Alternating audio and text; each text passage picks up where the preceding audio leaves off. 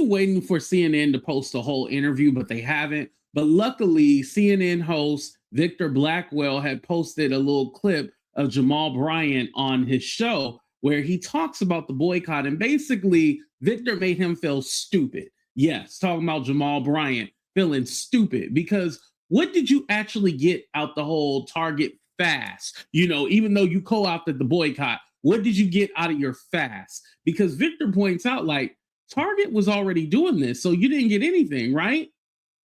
Let's go ahead and check out this video, but first, hit the like button, subscribe to the channel, and we're going to go ahead and get into this. Watch this, you guys. Here we go. From Target. Pastor Jamal Bryant started his Target fast movement around Lent last year. This week, he announced this. The immediate Target fast has come to an end. But leaders of a boycott effort that started in Minneapolis, where Target is headquartered, say Pastor Bryant does not speak for them. Why did you end your effort? Initially, the fast was just supposed to be 40 days. It has gone a year. With the previous CEO, we weren't able to make any headway or push forward.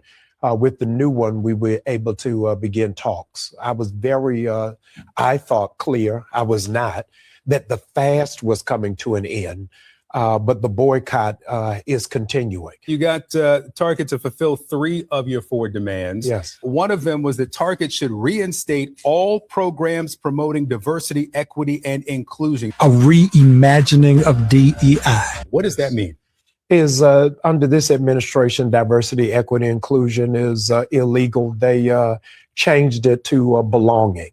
Target announced their belonging policy January 24th, 2025, a month before you launched the fast. So how is this belonging policy dissatisfactory in March of 2025 enough so that you launch a fast, but it's satisfactory enough in March of 2026 to end it? A lot has happened in this last year from when I first came to announce it. 13% of their board is African Americans.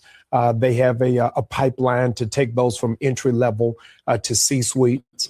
But those who have driven extra miles to go past Target, those who have logged off from online spending, those who have cut up their Target credit cards, says it's much bigger than that one issue. That policy was in place before you launched your fast. Yes. So if it wasn't good enough then, how is that same policy good enough now? Yeah, what I am saying to you, it is not good enough, is that they want larger numbers, they want a larger incubator, they want a larger footprint. So you acknowledge now that since the video, since calling off the fast, that that is not something that you can check off as a win? No. Okay. Yes. So now you've got 2 of the 4. Yes. Okay. What did you get from Target? Yes, absolutely nothing. And I am proud of that we've got clean hands in it, that none of my colleagues received anything. My church didn't receive anything. None of my associates received anything. Go in or stay out. But I'm grateful unto God. It's open. You going in or you staying out? I'm staying out with the people. The overwhelming majority of what it is that we're hearing is that it doesn't matter, that they don't plan on going back. And so I think we've got to recalibrate what is the tactic and what is the end goal. What did you get from Target? So a few questions. One, then what was the press conference about? What was it about?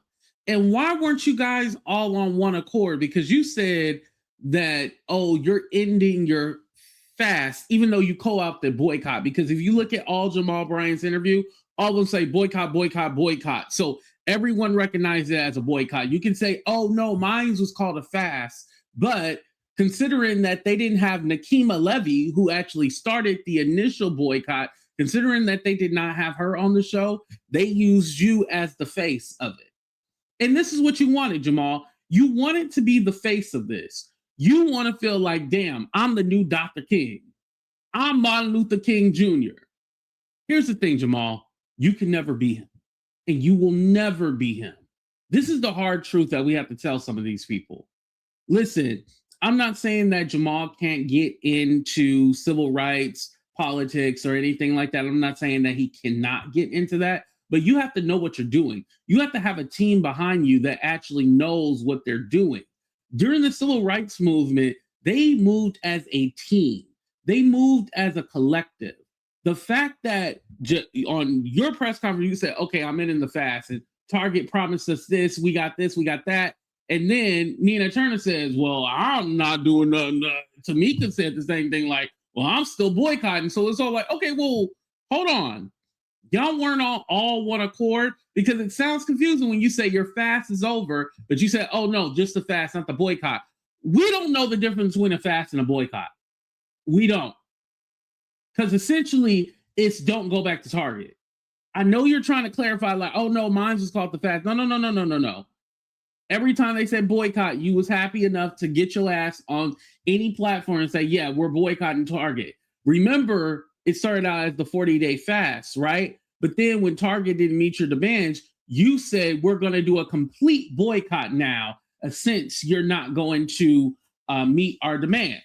You know, look at all of Jamal's videos.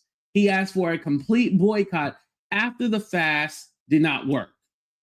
So you were a part of the boycott. Stop trying to separate yourself. You wanted to be the one to take control of this. And you thought, oh yeah, if I say it's over, it's over. And everybody was looking at you like, what? Huh? Like in the Black community, just like all communities, we don't have necessarily a leader.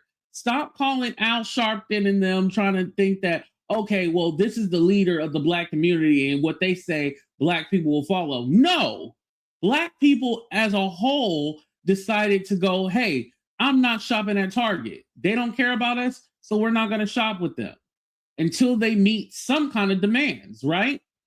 And I know a lot of other people go like, okay, well, why not Walmart or this and that? No. So usually with a boycott, you start out with one thing, make sure that it's effective, and then you move on to the next. So there was supposed to be a plan to keep going further, but that doesn't even look like it's happening because, again, Jamal did PR work for Target. That's what this was.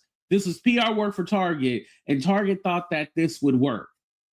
And now everybody's backtracking because they realize that this is a mess. This is a huge mess. This made it worse. If anything, this made people not want to shop at Target at all because they try to pull a stunt. There's no way in hell that, you know, Nekima, who started this in Minneapolis, where the headquarters is. That's what we're forgetting. The headquarters is in Minneapolis. Nekima and her group had been working, who's actually a civil rights attorney, had been working with Target since George Floyd, because that's when they started the whole, okay, we're going to promise this and that to the Black community, blah, blah, blah, blah, blah. It was because of Nekima and her group, because guess what? George Floyd, he died in Minneapolis. He was murdered. So that's the significance. So with Jamal, yeah, he has a bigger name and he's well known.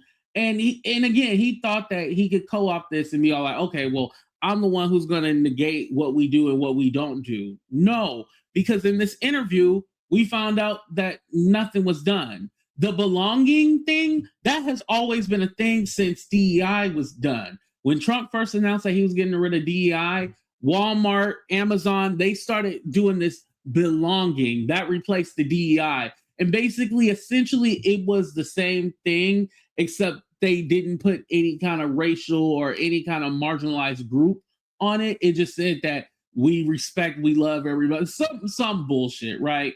To try to appease Trump. But again, they been had the belonging. And I'm glad Victor called it out. Like, this was in January 2025, but now you're saying the same thing that they already had in place. And 2026 is now okay, even though it's the same thing. And the whole 13% are Black. This is a lie, because let me show you this video of the initial announcement that he made. He didn't say Black people. He did not say Black. You know what he said?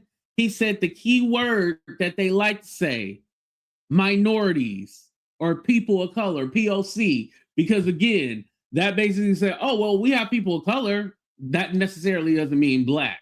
Here we go. I am pleased to report that now 13% of the board of Target is now minorities. 13%. They can stand toe to toe against any other Fortune 500 company with their diversity measures and in their inclusion. They are in 2,000 communities. Exactly. Minorities. Minorities is the word that he used. Minority could be anything. That doesn't guarantee that they're Black. Not at all.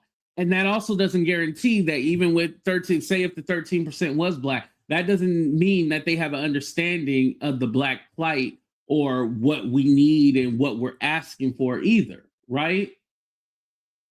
And Nekima laid it out like it wasn't just about DEI, like, but that's the starting point for us to start talking. Is you guys reinstating that DEI. That's the first point. So with Jamal, I don't understand why he even went in with this meeting, said we're ending this, and then the confusion with, and mind you, there's something going on behind the scenes with Jamal, Tamika, and Nina. Because why were they not on the same accord? Why did they all say something different? Something's going on with that behind the scenes, and we want to know. Jamal, did you feel that you had more power or authority over those women? Obviously you did, because you felt like you had authority over the whole Black community. And this is why you want to talk about, oh, I didn't get anything. Well, you did get something. You got made a fool of because you look foolish. You look dumb. And I'm happy about this. I love this for you. I'm happy that you look stupid. Hopefully you never do this shit again. Stay in your lane, stay in your place, but do not try to be Dr. Martin Luther King Jr. because you are not. You are Jamal Bryant at best. Go ahead and hit that like button and subscribe to the channel, you guys, and let me know what you guys think in the comment section. And tell CNN to release this whole interview. Damn it. I love y'all for watching, but we out of here. Deuces, everybody.